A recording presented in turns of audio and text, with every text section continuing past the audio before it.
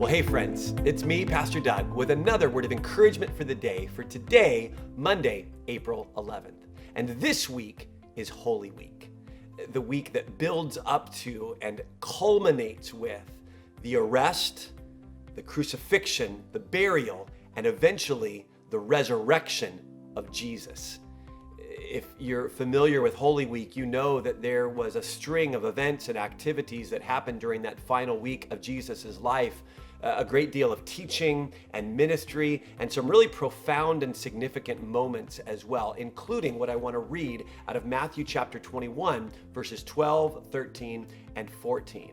And this is right after Jesus has entered into the city of Jerusalem for the Passover festival, and he goes to the temple. And we're going to read what happens next. Jesus entered the temple courts and drove out all who were buying and selling there. He overturned the tables of the money changers and the benches of those selling doves. "It is written," he said to them, "my house will be called a house of prayer, but you are making this a den of robbers." The blind and lame came to him at the temple, and he healed them. Let's stop there.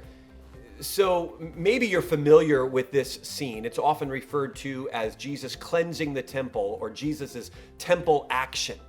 And it's so important in order for us to truly understand what's happening here, not to try to contextualize it in our modern context. Well, the money changers were just taking advantage of people and Jesus was putting a stop to that.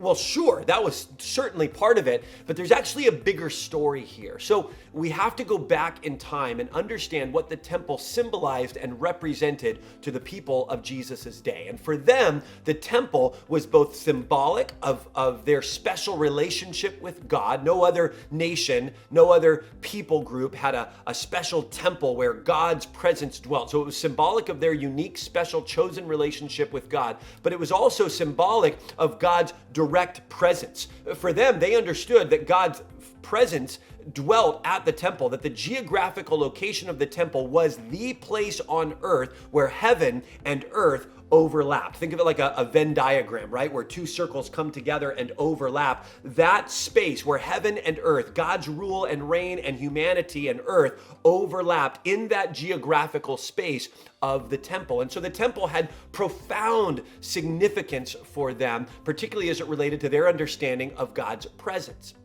Well, what's so important is as Jesus comes in and essentially puts a stop and a halt to all the activity of the temple, no buying, no selling, no sacrificing, all of that ground to a halt because Jesus was running them all out of the temple. Jesus was making a profound claim, a revolutionary claim, a religious and political claim. Jesus was claiming that no longer was the temple the geographical location where heaven and earth overlapped. Jesus was saying, I am the place where heaven and earth overlap. I am now the place where God's rule and God's reign is coming into planet earth and working its way into mankind. Remember that all throughout the Gospels, Jesus pronounces the kingdom of God or the kingdom of heaven is at hand, is near, is here, right? So this action is a culminating moment where Jesus is saying no longer is the temple going to be the place where heaven and earth overlap. No longer is the temple going to be the place of God's presence. He is saying, I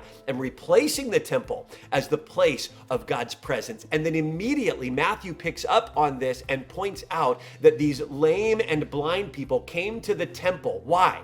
Not because of anything special at the temple, not because there was anything that the temple would do, but because Jesus healed them. So Jesus demonstrates in that moment that he is the place where God's presence, where heaven and earth are overlapping. And he demonstrates this through these healing miracles. So friends, I hope that this gives you a fresh new perspective on Jesus's temple cleansing activity, particularly as we begin to look over the rest of this week at Holy Week, the significance of Jesus's actions as we look ahead to the cross. Friends, have a great day, and we'll see you tomorrow.